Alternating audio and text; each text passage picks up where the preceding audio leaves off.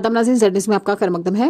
Pinewood Hamirpur school की तालबात ने सकाफती programme पेश किया। याद रहे, ये पाइनवुड स्कूल इंडियन आर्मी की निगरानी में चल रहा है। इस तरह के प्रोग्राम का मकसद तलबा बरादरी के छुपे टैलेंट को उजागर करना है।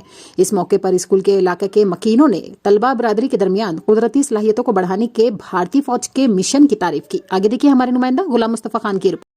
कच्ची यारी मेरे यार दिए, तने सारी दुनिया वे मार दिए।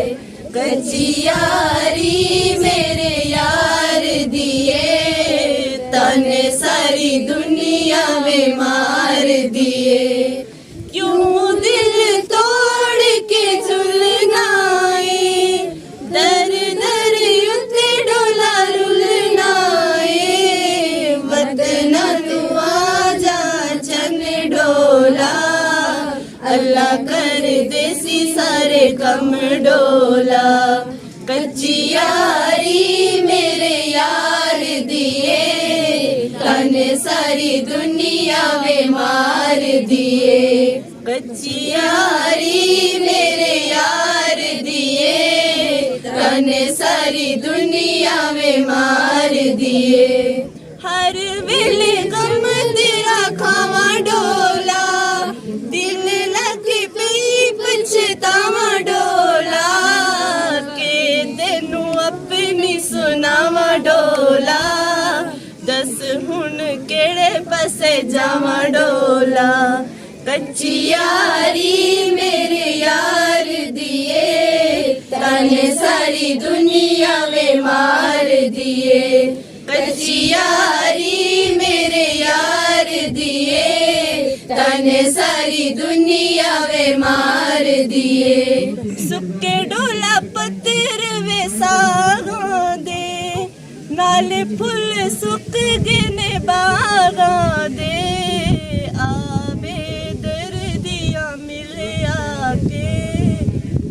पछतानिया दिल लाके। कच्ची यारी मेरे यार दिए, तने सारी दुनिया वे मार दिए। कच्ची यारी मेरे यार दिए, तने सारी दुनिया वे मार दिए।